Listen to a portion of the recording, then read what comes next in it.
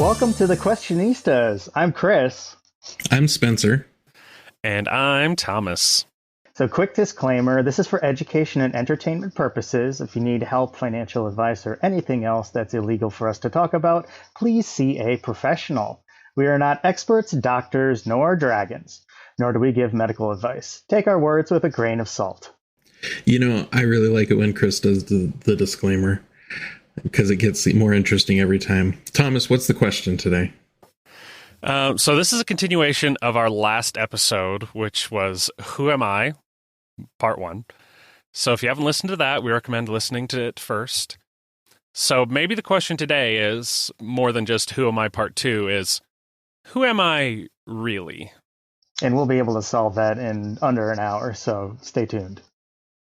But we ended the last episode kind of talking about a very common thing that we're hearing these days, which is a fixed mindset versus a growth mindset. And I took a little bit of umbrage to that. Feel free to look that up. I would probably have to as well. And I'm wondering, Thomas, if you could talk a little bit about that, because it seems to be something you and I have talked about a bit. And I wanted to give people a little primer on what the idea is of having a fixed mindset compared to having a growth mindset. And after that, we'll talk about perhaps a third option. So a fixed versus growth mindset, that refers to the idea that your abilities are set in stone, like you're smart, you're talented, versus a growth mindset, which is the idea that you can grow and change and learn, which is, first off, a lot more in line with the science of the brain. Like, we can grow and change. The water in our bodies keeps moving all these minerals and connecting the brain cells together differently. Yes. So when we were talking about it in preparation for this episode, yeah, Chris took Professor Umbridge with that.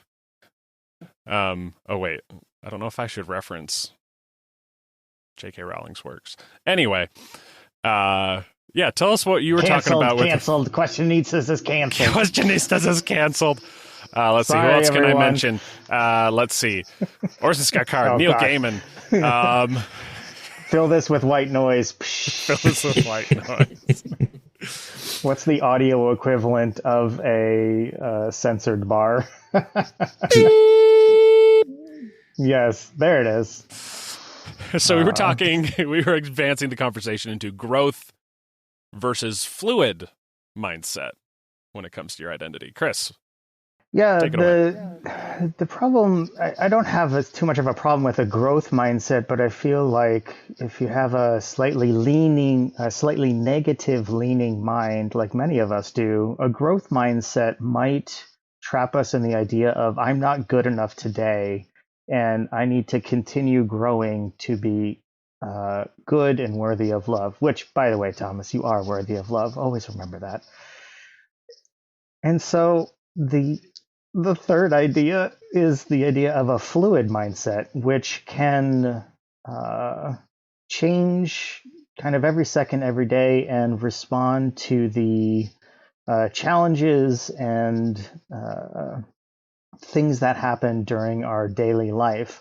And it doesn't have to be about comparing ourselves to others or creating this idea of an ideal person that we're growing towards. You know, the seed of a tree doesn't dream of being a tree. It's a seed, and it grows, and eventually it'll be a tree.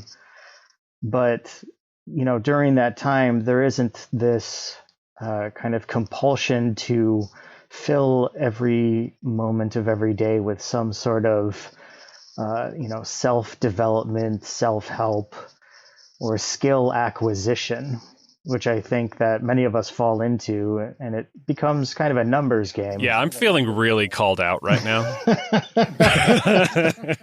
Thomas, I've gathered your friends and family here, and we just have something we want to talk to you about. Well, I mean, I think part of that, I think about becoming a writer. And one thing that not just people in general, but I mean, people in the writing community out of it will be like, so have you published anything yet? Right. Because that's what makes you a writer. I guess there's kind of this, and any chance I have to bash a little bit on the negative aspects of capitalism, I will. There's this: are you a productive member of society? You being a good cog in the machine, because then you're worthy. And that's the other thing I noticed about growth is it implies, like talking about trees, it implies like a hierarchy or a development or a progression from worse to better. It doesn't always have to mean that, but it brings the implication that in some way you are not enough right now. Right. So is the fluid then, the word that's coming to mind is adaptability. That's a great one. So the thing that I'm thinking of is high school, where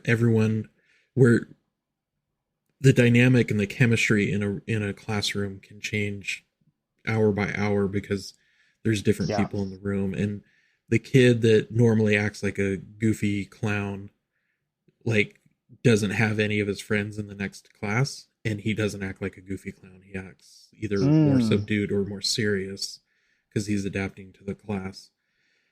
And it was in college and graduate school where the first day the professor's like, hey, no one knows who you were before this class started.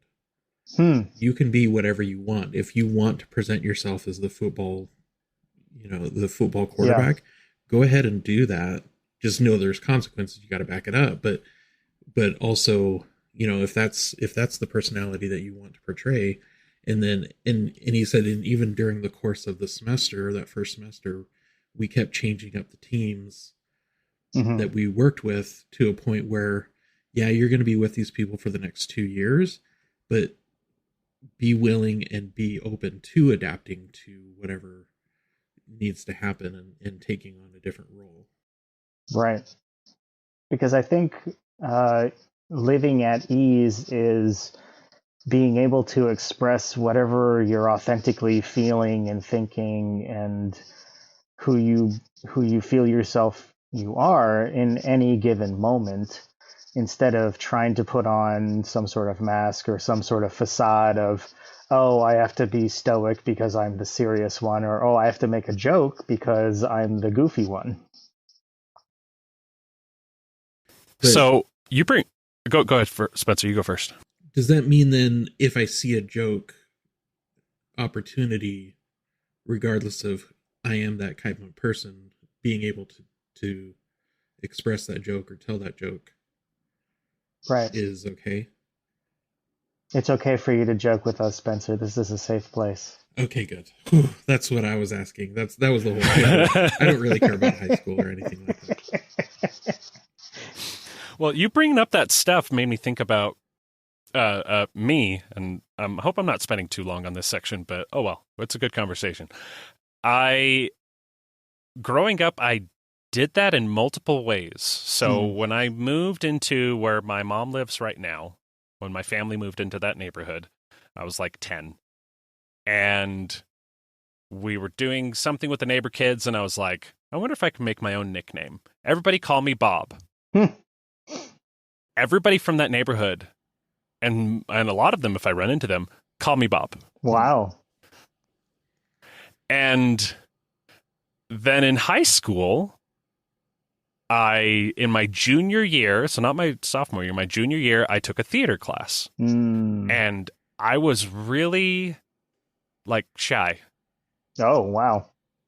I know. And I performed Hakuna Matata playing both Simone and Pumbaa by myself because I was too afraid to ask anyone to do it with me. Oh. And I just put everything into that performance, and then people, like, I don't know if, like, I gave myself permission to be more open or whatever, but either way, after that, I became friends with tons of people in the class. We talked a lot, and it just kind of opened me up to being social. And so, and then they started calling me, long story short, another nickname is Boris. So people from high school called me Boris. I'm going through your B names. Right. And then, so, like, after high school, in different contexts, I would hear either Tom, Thomas, Bob, or Boris. And speaking of fluid identities, sometimes that tripped me up because I'd be like, wait a minute, they just called me Bob. Who am I? Oh, wow. Today. No, I mean, who am I in this context? Right. It reminds me of a childhood story of when I was born, my grandparents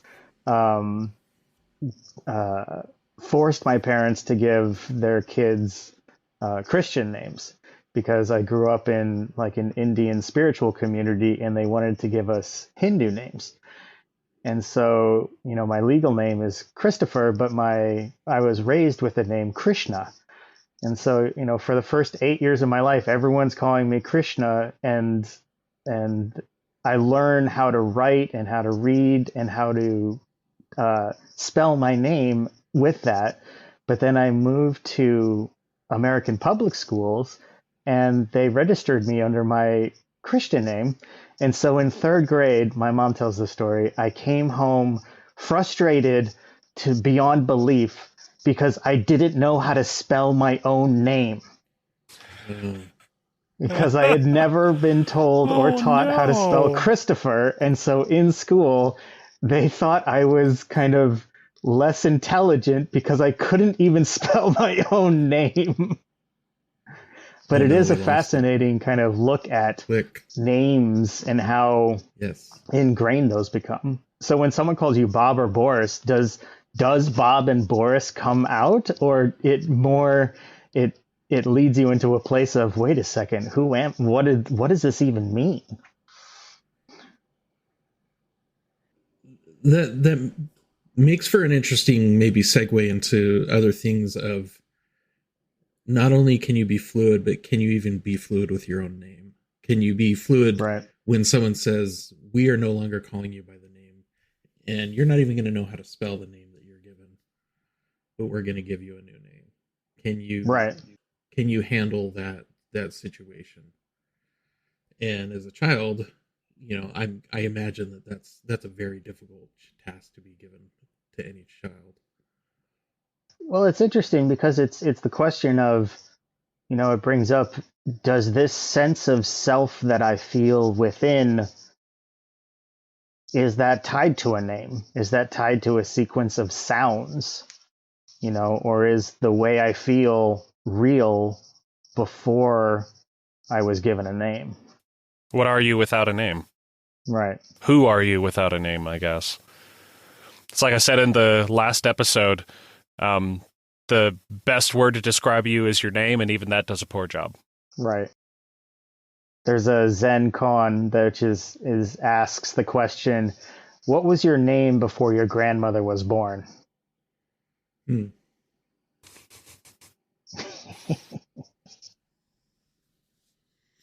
Well, I was named after my grandfather, so. There you go. So Spencer has the response.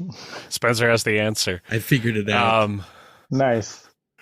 So kind of to wrap up the fluid part of this, I'm going to read this quote that Spencer posted from Bruce Lee, which is, be like water, making its way through cracks. Do not be assertive, but adjust to the object, and you shall find a way around or through it.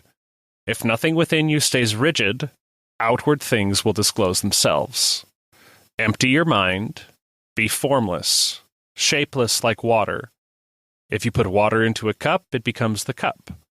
You put water into a bottle, and it becomes the bottle. You put it into a teapot, it becomes the teapot. Now water can flow or it can crash. Be water, my friend. Bruce Lee. I love those descriptions of like, oh, I'm a leaf on the wind, watch how I soar from Serenity.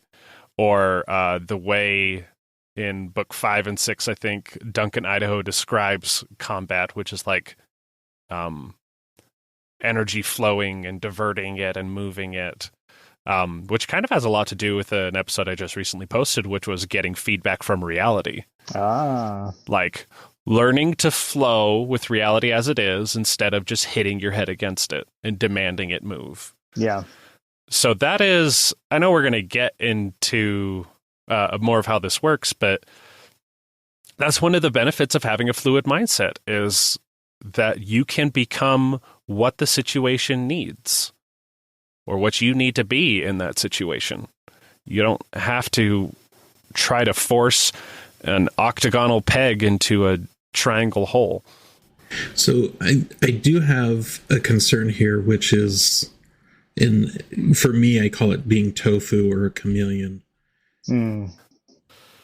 If you're adapting to a situation, and I'm thinking, the ones I'm thinking of are stories that I've heard of in abuse, where you have to adapt to that situation to a point where you're appeasing the abuser. Is that really you, or is that just, Yeah. Okay. Tell me. Yeah, we're survive. talking about the dangers of some of this fluidity. Yeah. You said something about a chameleon. I'm guessing you mean like a social chameleon. What are some of these?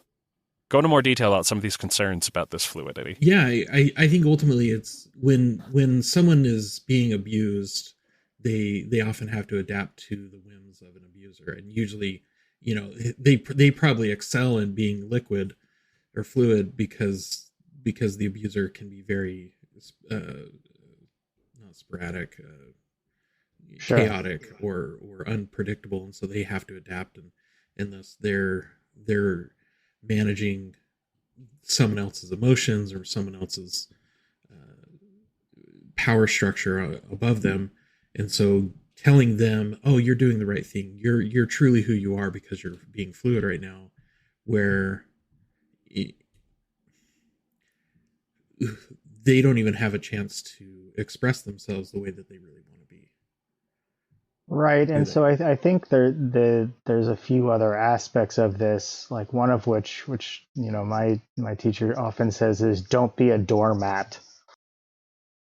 What does that mean? Don't let people walk over you, and so this is a very important distinction. So I'm glad you brought it up, Spencer, because there's fluidity in adapting your responses to minimize disruption in a situation. And then there's the fluidity, which says anything can happen. And so I would prefer a fluidity of response compared to a fluidity which says I have to adapt to be safe in this situation. Because a fluid response to an abuse situation might be just leaving, or it might be pushing back in an exceptionally expressive manner. And so that's a very important distinction between what I would call maybe a moral fluidity or a safety-based fluidity, which diminishes the person's natural response, and what I'm suggesting is a fluidity of response where your reaction to that situation is not bounded by what you think is appropriate or would appease another person. Well, it's like one thing that is not fluid about the people you described in an abusive situation, and I'm not trying to say that this is easy or hard or whatever. Those situations are very difficult and emotionally and mentally complicated.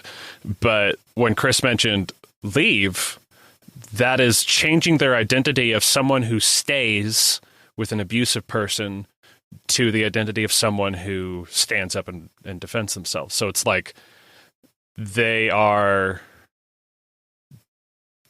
it's like they were having fluid responses within a situation that they feel or could be more rigid. Does that make sense? Like they're being fluid in how they respond to the abusive person, but maybe and there could be other factors, but maybe they're not being as fluid in like being there. I don't know. Yeah, hope I'm not downplaying anyone's experiences. I don't want to do that. Yeah, this one is clearly tricky. I feel like we're trying to get to a point where and I appreciate the reminder of not being a doormat, and fluidity can mean leaving the space instead of adapting to what's happening. I think there's the complexity comes with, especially with abusive situations where it's a child and a parent, and of course, they have no choice but to maintain themselves until they have the opportunity to leave, which may take a long time. And so right. just leaving isn't as simple as it sounds. But I'm about to use the word growth. I'm going to just say the question. You can use it. Go ahead. I don't like the word growth in this. Well, I think I don't like it for the same reason that was brought up earlier. Is there still possibility for someone to grow in a situation where there's abuse happening? They're adapting. They're fluid as all get out. They're expert fluid people. Right.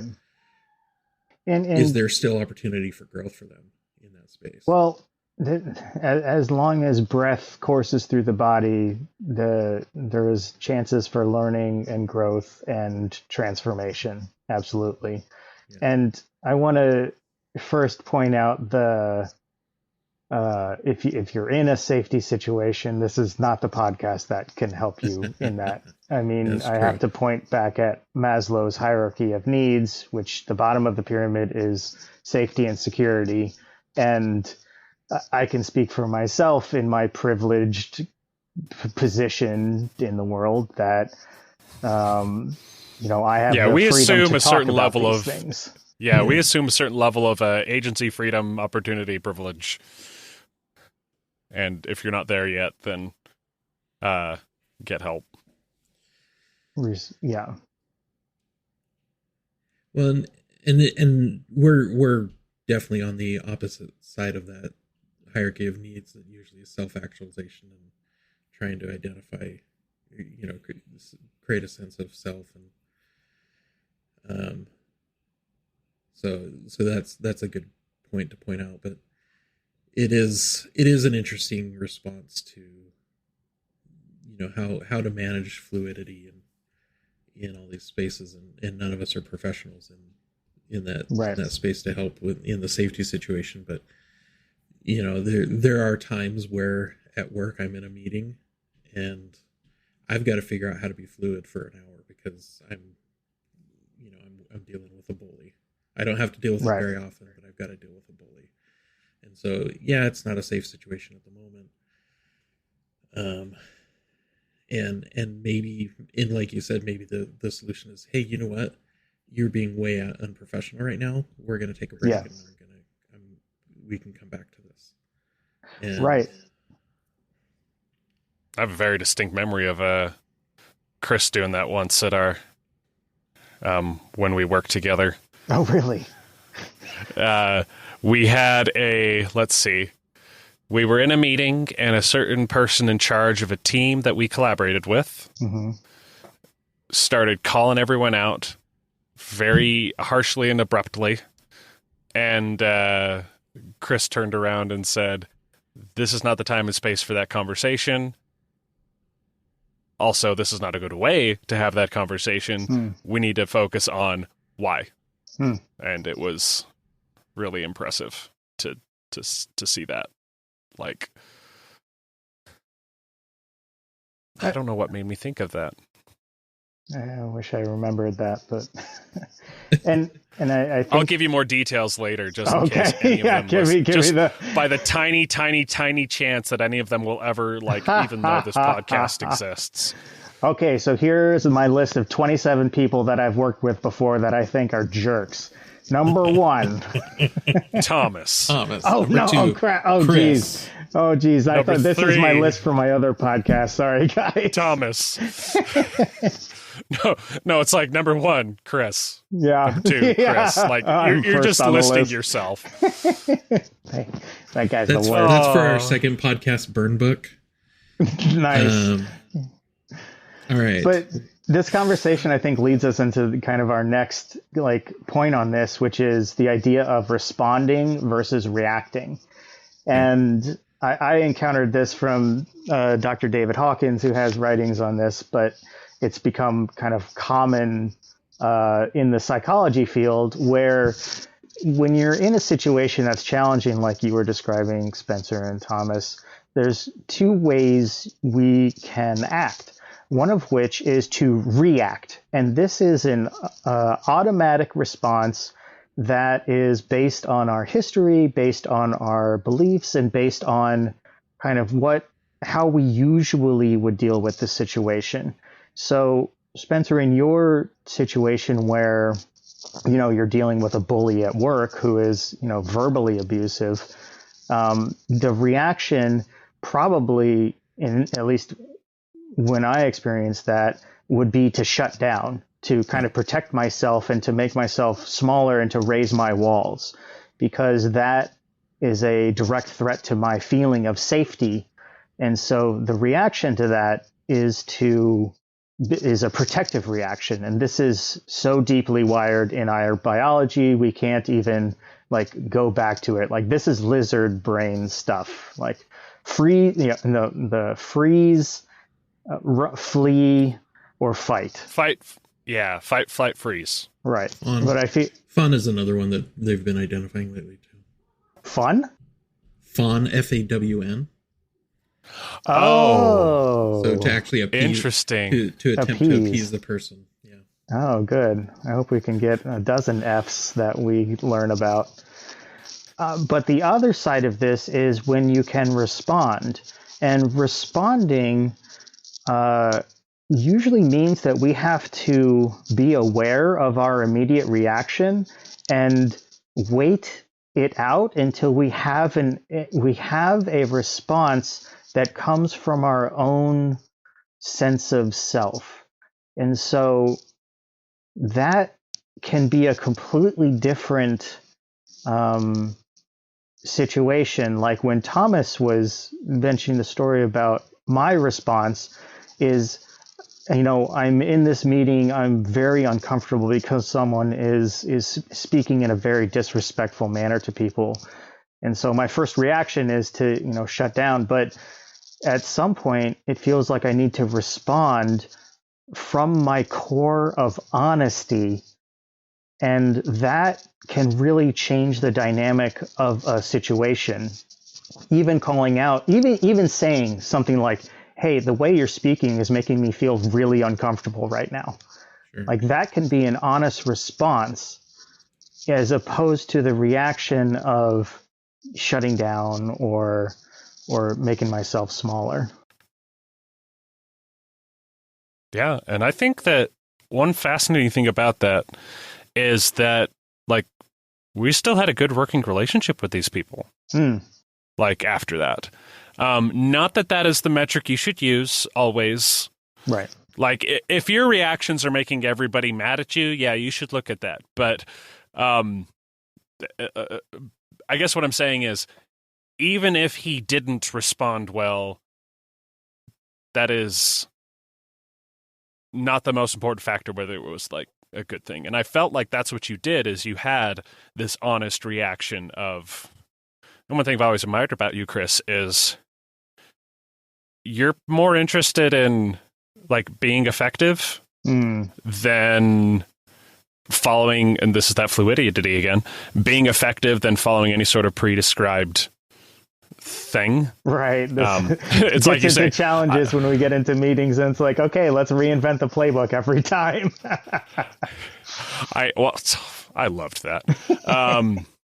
And actually, Spencer's really good at this aspect too, of stepping back and saying, all right, is this really, and I remember people where we worked, Spencer, I get so frustrated with you because you'd be like, okay, so what's our high level goal here? And I just want to double check, even for 5 seconds, that this is the right direction. Yeah. And some people would rather just keep working than some people would rather spend 300 hours than spend 5 seconds thinking about what they should do. Nice. Oh, gosh. That's like me and getting published. I'd rather write a whole other novel than write a single query letter to an agent. And I literally did that a few times. I could publish this book I already have, or I could spend 1.5 years writing another one. Hey, there we go. So Spencer, I'm interested if you don't mind going back to that situation at work, what would your honest response be if they were a cardboard cutout that couldn't actually respond to you? We talking about my example or his example of the like going into a meeting, there's a bully? The workspace bully, his example. Okay. Yeah, it's in some ways it feels like it's hard to think of what it would be because when it happened I was just like I'm out, and I Right. checked out and right. And yet there's definitely a if I'm invested and if I want to stay invested, I think similar to the, probably, I don't know. I feel like I'm just playing off of what Thomas reminded me of what I've done in the past and just saying, wait, what is the goal here? What are we trying to do here? Are we trying to, get mad at each other? Let's, when is it appropriate to have that conversation or not? Because it's definitely an interesting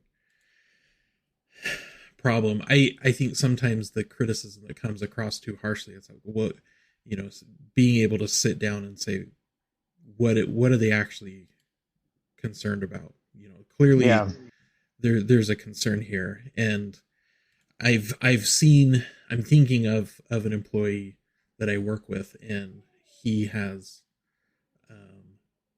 been very critical of saying this is bad, this is just a bad thing, and the person that had created it is right there, and it's like, dude, you're talking about his baby over there, and it's like, well, sometimes we need to talk about this baby as being ugly, and the baby was ugly, right? We gotta make it like, okay, I gotta say something about the baby metaphor. It's got to be like something that they like made intentionally with their skills, like a like oh gosh. We let's say their painting is ugly. Let's go with that. Sorry, you keep bringing up the baby metaphor, and I'm like, but it's a baby. Thomas was an ugly baby. Everyone, I'm sorry, and he still carries it. I was a fat baby. So adorable. Doctor put me on a diet when I was 2. Oh my You gotta Lord. put him on skim milk because he's fat. You should see the pictures. I had rolls for days. Nice. Gosh. Go ahead, finish your thought, Spencer. Then I've got something. Well, I mean, ultimately, it's how do you respond to that? And I think sometimes it's what is it that they're actually looking for, asking, or wanting, right? And how can we redirect their energy? I think you use that phrase, redirecting their energy, back and moving it into a like productive sphere as opposed space. To an emotional sphere, right? So one thing, I'm going to go meta for a second here. I know we've got actually a bunch of other notes of other ways we could take this, but I really like where the conversation is right now. Yeah. Focusing on this like fluidity conversation. Sure. And I have other thoughts about like protecting your identity versus being an a-hole. So I think we're good to keep going on that. And when we wrap up this topic, we'll wrap up the episode. That's a good point. So, I mean, Spencer, you just brought up a whole lot of new subtopics because for me, there's several perspectives. One of which is I am my work product. And this is a really dangerous thing that us creatives can get into, of identifying our own value with what we are producing. And therefore, any criticism is sort of a diminishing of your sense of self, or, multiplies those inner voices which says, I'm not good enough. And feels like a personal attack. Like, right. Chris, you are a piece of trash because the thing you made, I have criticisms. Right. And one of the things that I think is an underrepresented perspective is, and I'm going to go into a little bit of stereotypes here, is kind of the sales versus product mindset, where a salesperson is coming in and saying, this feature is garbage, you're garbage, I hate this. And what they're trying to share is perhaps their social shame in meeting with a customer or having a relationship with someone, and then what they're promising is not happening, or is happening in a manner which doesn't actually help the other person. And so I think having this like human lens of, you're expressing frustration, and it could be coming from a real place from yourself. I think the number of people who express frustration in a manner just to get because it brings them joy is very small. I think we just have very poor means of communicating what we're actually trying to say. Sure. And what's funny about the sales versus product dichotomy that you're presenting, it doesn't have it's not always like this, but I've seen this where someone asks for something to be created. Mm-hmm. And you say, okay, I'm going to create this. Is that what you want? Yep, that's what I wanted. Okay, I created it. That's talking like somebody either hiring you to do a thing, or like different department, or your boss or whatever, commissioning you to make a thing for them. Yeah, and then you create it, and they go, "That's not what I wanted," and you're like, "Right? What did you really want?" And that's been a skill that I've learned. Which kind of with the bully, what is it that you're really asking here? What do you really want out of this conversation? Right. I don't think you want to bully us. Let me give you the benefit of the doubt.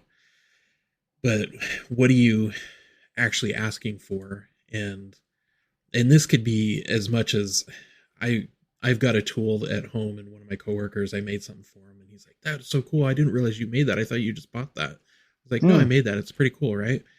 He's like, "Yeah, you should start selling that." And I'm like, "I don't want to make. My goal to you get that tool is not to make money, you know." And he kind of looked at me like, "Well, that's what you should do." And I'm like, "That's what I am not gonna do." Is something worth doing if you can't turn it into a career or revenue stream, or a commodity? Revenue stream. And I'd like to thank today's sponsors of the Questionistas, Bubba's BBQ Shack. Aw, dang it. I don't want to do sponsors, at least not Fire yet. Our marketing department. Oh, wait, we don't have one. Oh, yeah, that might be a good idea. Like tell more people about the podcast. We could do that.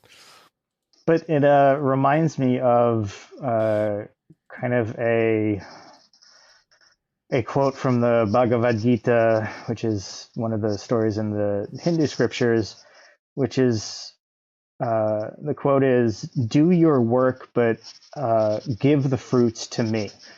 And so what that is all we can do is put in our best effort and our best intentions in our work, but the fruit of our work, the product, is really not up to us. It's up to kind of the circumstances and all these other factors.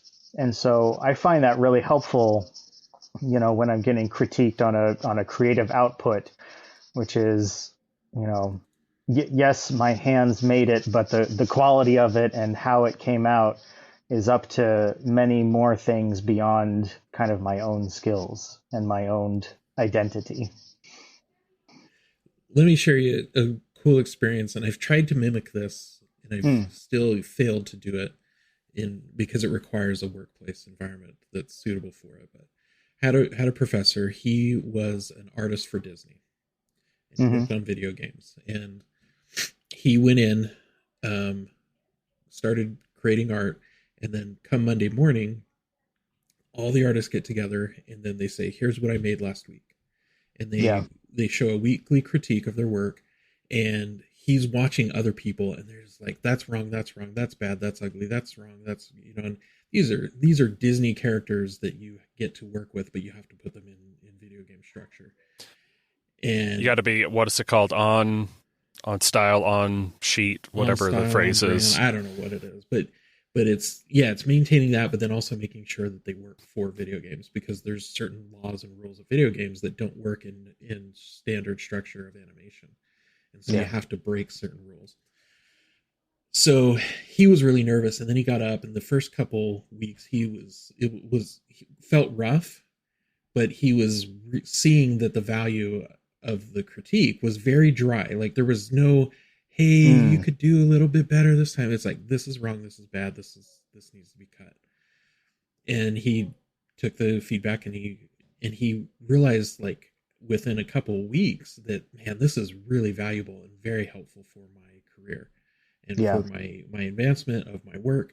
And he enjoyed it. And then, like, 6 months later, fast forward, he goes on vacation and he wakes up Monday morning in sweats, realizing, I'm not going to get my critique this morning. Oh. And he was devastated that he was so hungry for getting that critique. And I'm just like, how do I get to that point? How do I get to a point where the feedback that I'm getting from my colleagues is, and I want to believe is healthy, I think is the right term, to a point where, oh my gosh, we are having these critical moments and critical feedback that is helping us. I don't want to say grow again, but like I totally want to go towards grow, but helping us. You can say grow. Well, no, I'm trying to figure out what the right word. I don't know. I don't know if grow is the right word in this situation. Stick that on the taboo list. Minus 20 points to Gryffindor. I'm just trying something different. But how can we use that critical feedback to be? I got to ask one question about the feedback. Be better. Be ourselves better. Be who we are meant to be. I don't know. One question I got to ask real quick about the feedback. Is did the person giving feedback do anything more than giving like judgment statements?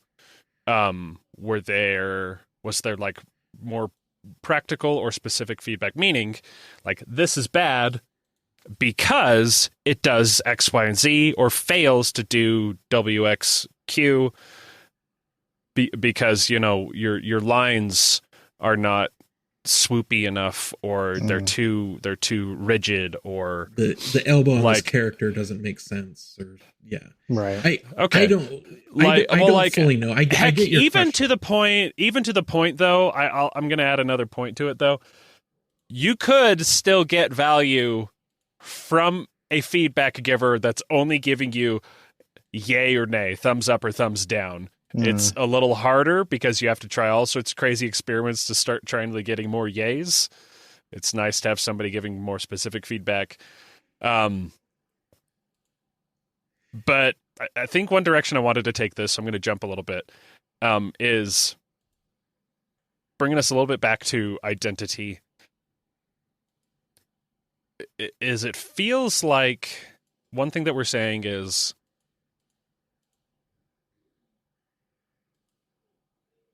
identity is almost like some kind of like a Venn diagram where there's all sorts of things, and we talked about this last time. Your not your identity, like your job title, your gender, your nationality, your football team, your thoughts, your feelings, your emotions, your creations. It's like we have this shifting thing of what we include as part of I. Right. And that seems to have a significant impact on our reaction to criticisms of those things. So if something falls inside of that I, then and somebody else criticizes that or challenges it. Yes, or challenges like the validity of it or the worthiness of it. That seems to be a common case where we respond with, ouch. Well, and Spencer, one of the things that was brought up when you were talking is the skill set of receiving critiques as well as digging out information from the critiquer. Because, like you're saying, oftentimes you'll get very shallow responses, and knowing what questions to ask and how to ask them to get to the actual root request or the root cause of their initial emotional feeling about it is a skill set in itself that can be studied and developed. Yeah, I think there's the phrase value judgment, Mm-hmm. when critiquing, and you're saying, well, this doesn't look good because you're a bad person, Right. right? Like that's out of bounds most of the time, and that was, but honestly, it was hard to identify those situations when Mm. you're first starting out, and Right. you're trying to give feedback, but you don't, if you want to talk about talent, there is no one that has a good talent for giving feedback. It is learned behavior. It is something that you have to experience. No one, anyone that claims to have a talent for it or claims someone has a talent for it is in the same category as when we hate saying someone is talented, because that's fixed mindset. Because it takes a Ooh, lot I of hate it. I hate it so much. It takes a lot of practice, and that's ultimately Sure.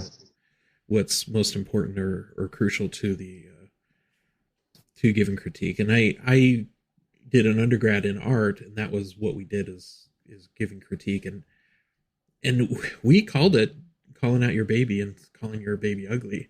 And Yeah.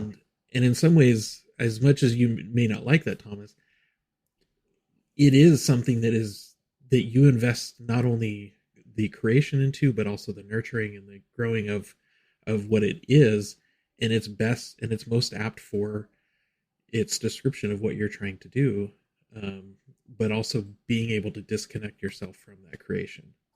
Yes. That at some point, Maybe that's a good point as well. Is like, yeah, I mean, I get frustrated when somebody criticizes my children, but I mean, I criticize and discipline and try to correct them too. And most of the time, I'm not taking that as like criticism of myself. So that almost feels like something we've been talking about in general. Is so. Now I feel bad about calling it ugly because it's a baby. Like, I don't want to call babies ugly. Yeah. But in a similar way, you made a thing and it either never was attached to you or just detached from you, and now it's its own thing. It's just there. Like you were saying, Chris. Right. Like, there's a lot more that goes into how this thing interacts with the world than just my intention while making it. So we've covered quite a few things. We kind of started with a continuation of the last episode of a fixed versus a growth, and then we introduced a new idea of a fluid mindset. And we tried to really bring that back to earth for people, with the idea of how that understanding can be helpful and ways that it could also be unhelpful or misunderstood. And so, grounding that a bit into the work environment, where we have a lot of different interactions with people who have very different views, and some helpful ways of expressing them and some very unhelpful ways of expressing them. So I kind of want to just go around the room as if we're in a room and ask everyone to share what they kind of pulled away from this or what they took away from this. Is that what you do in the meeting? That is how I end every meeting. Is that your trick? That's my trick. Yep. It's not too bad of a trick. I wonder if I should try that sometime. Sometimes I feel like my meetings end without any point. It's like, okay, time's up. See ya. Get out of here. Gotta have your way forward, like you told me about, Spencer, with Grow. That's true. Therefore, what? Yeah, and I've talked about Grow. I haven't gotten you up to par on Grow, Chris, but goals, realities, options, and then a way forward. And baby, I've been using that for decades. Oh shoot.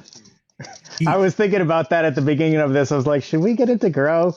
No, maybe not. That's another episode entirely. I think we did talk about it in one of the episodes, but go ahead.